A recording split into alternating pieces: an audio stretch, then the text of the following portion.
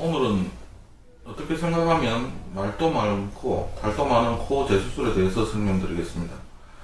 먼저 제가 좀 억울할 수도 있는 면을 말씀드리고자 하는데, 인터넷이나 이런 여러 매체를 찾아보면 코 수술은 한번 했다 하면은 뭐 몇 번 재수술을 해야 된다든지 아니면 10년 안에 반드시 변형이 온다든지 이런 말들이 굉장히 난무합니다.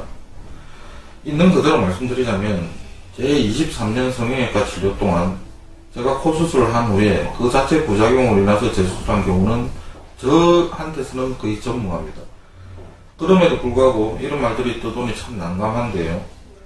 20년 경험을 돌이켜보면 다른 병원에서 오는 재수술 환자들이 대부분은 너무 무리한 보형물을 썼다든지 아니면 자가조직에 대한 그 부작용이 상당히 많습니다. 얼핏 생각하면 자가조직이 참 좋은 것 같고 또 안전한 것 같기도 하지만 제 경험으로는 연골 이식이나 이런 자가조직들이 훨씬 문제를 많이 일으키는 경우를 많이 봤고 실제 경험을 했습니다.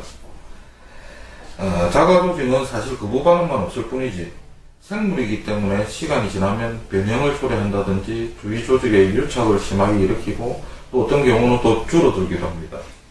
그래서 구축 현상 같은 것도 더 많이 초래하는 경우가 있고, 또한 문제가 생겼을 때는 실리콘만 있을 때는 실리콘만 제거할 수 있지만 자가조직을 썼을 경우에는 주위 조직과 유착, 즉 완전히 융합이 되어버리기 때문에 제거하기도 힘들고 또 제거하면서 더 많은 합병증을 초래하게 됩니다. 사실 그 자가조직을 제대로만 쓴다면 안전할 수도 있는데, 자가조직은 사실 대학병원 정도 같이 아주 철저히 무균 상태가 되어 있는 상태에서 그 이식을 한다든지 하면은 염증이 생길 확률이 상당히 작습니다. 그러나 개인 의원이나 중소병원에서 아무리 철저히 소독을 한들 그 무균 상태에서 하기는 힘듭니다. 그래서 사실은 안전할 것 같지만 생각보다도 염증이나 이런 부작용이 많이 생기는 것입니다. 또한 제 개인적인 생각일 수도 있지만 비연골이나 비중격연골, 심지어는 너경골 이런 것이 필요 없는 것이 아닙니다. 원래 그 자리에서 그 자기의 역할을 하게 되어 있는데 이걸 함부로 자주 떼게 되면 그 떼낸 자리에 합병증이 생기는 경우도 많습니다. 예를 들어서 비중격을 뗀 자리에 그 자리에 천공, 그 구멍이 생겨서 바람이 샌다든지 아니면 기연골을 뗀 곳에 변형이 생겨서 어떤 변형을 초래한다든지 그런 경우도 종종 봅니다.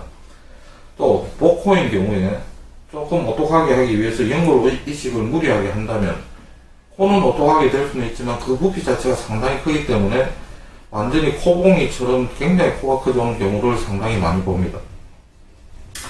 첫 수술도 마찬가지지만 이런 재수술은 비전문이나 경험 없는 의사에게 하게 되면 더 변형을 초래한다든지 더 나빠지고 나중에는 더 어떻게 손댈 수 없는 경우까지도 많이 봅니다.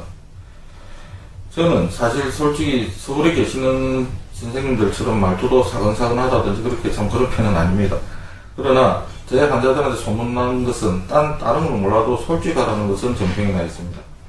있는 그대로 말씀드리자면 다른 병원에서 잘못돼서 제가 재수술을 한 경우에 20년이 넘도록 다시 또 그 환자가 재수술한 경우는 아직까지 단 한 번도 없습니다. 그 이유의 하나가 절대 무리하지 않는 성형수술을 하기 때문입니다. 자가조직 이식은 정말 꼭 필요한 경우에만 해야 되는데 대부분 환자분들이 다른 병원을 찾아가시면 자가조직 이식 권유를 많이 받을 것입니다. 연골이라든지. 그런데 정말 제 경험에 의하면은 그런 것이 더 훨씬 변형을 초래하고 합병증을 일으키는 경우가 많았습니다. 저도 자가조직을 많이 써보았고 오랫동안 너무도 많은 수술을 하였지만 결론은 코 수술은 절대 많은 변화를 주면은 안 된다는 것입니다.